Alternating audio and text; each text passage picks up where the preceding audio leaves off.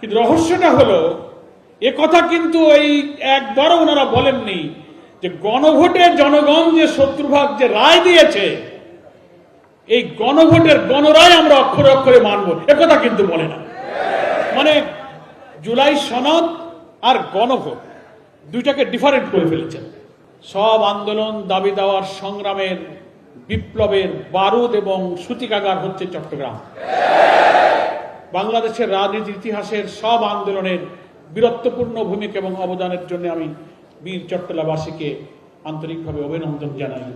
আশা করি আজকের যে সেমিনারের মূল প্রতিপাদ্য এটাকেও 70% জনগণের অভিপ্রায় অনুযায়ী বাস্তবায়নের দাবির একটি চূড়ান্ত দ্রোহের সূচনা হবে চট্টগ্রাম থেকে। সেজন্য আমাদের এসির ক্যাপাসিটিতে কুলাইতেছে না জনগণের চাপে। বক্তব্য লম্বা করা যাবে না, এই জন্য ভূমিকাটা আমি একটু দিয়ে দিলাম। ধৈর্যের সাথে আমরা প্রধান অতিথির বক্তব্য শোনার জন্য ইনশাআল্লাহ অপেক্ষা করব। আমি একটা রহস্যের কথা বলি। ভাবছিলাম যে শিশির মনির ভাই এই রহস্যটা চট্টগ্রামে পরিষ্কার করবেন। এই যে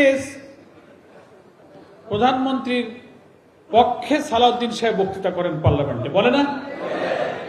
সারা দুনিয়ার নিয়ম, বিশেষ করে পার্লামেন্টারি ডেমোক্রেসি বা পার্লামেন্টে যখন কোনো কথাবার্তা বলা হয়, প্রাইম মিনিস্টার যখন উপস্থিত থাকেন তখন তিনি তার সংসদ নেতা হিসেবে তিনি তার বক্তব্য উপস্থাপন করেন। হ্যাঁ, যদি কোনো কারণে তিনি অনুপস্থিত থাকেন, on behalf of prime minister কোনো একজন মিনিস্টার তাকে রিপ্রেজেন্ট করেন। প্রধানমন্ত্রীর উপস্থিতিতে একজন মন্ত্রী বলতেছে আমি ওনার পক্ষে বলতেছি।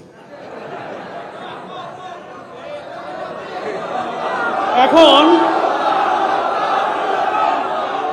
থাক, এত ভুয়া আমরা তো আর বলতেছি না, ভুয়া কি।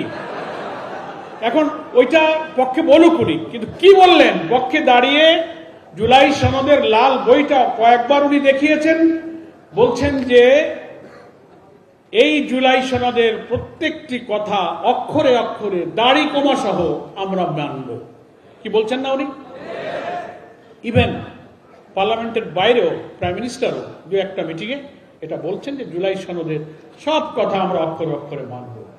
কিন্তু রহস্যটা হলো এ কথা কিন্তু এই একবারও ওনারা বলেননি যে গণভোটে জনগণ যে 70% যে রায় দিয়েছে এই গণভোটের গণরায় আমরা অক্ষরে অক্ষরে মানব, এ কথা কিন্তু বলে না।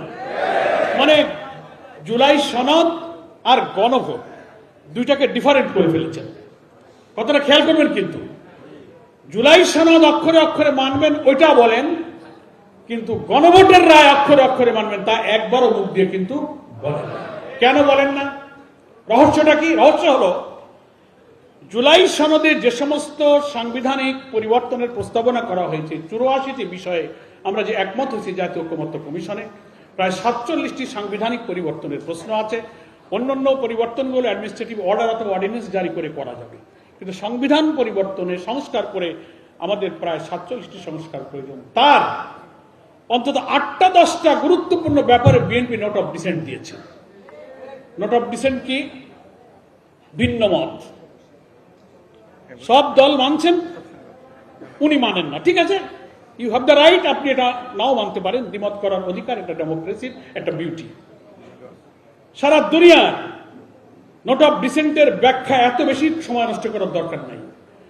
একটা অথরিটিতে, একটা কমিটিতে, একটা মিটিংয়ে, একটা ফোরামে 10 জন লোক থাকলে 1-2টা লোক ভিন্ন মত দিতে পারে। রেকর্ড রাখার জন্য সেটা রেকর্ড থাকে, রেকর্ডেড, দ্যাট ওয়াজ রেকর্ডেড। এইটা হচ্ছে নোট অফ ডিসেন্ট। তার অর্থ এই না যে 10 জনের 2 জন মানে নাই বলে বাকি 8 জনের কথা মানা হবে না, ওই 2 জনের কথাই মানতে হবে, এটাকে নোট অফ ডিসেন্ট বলে না।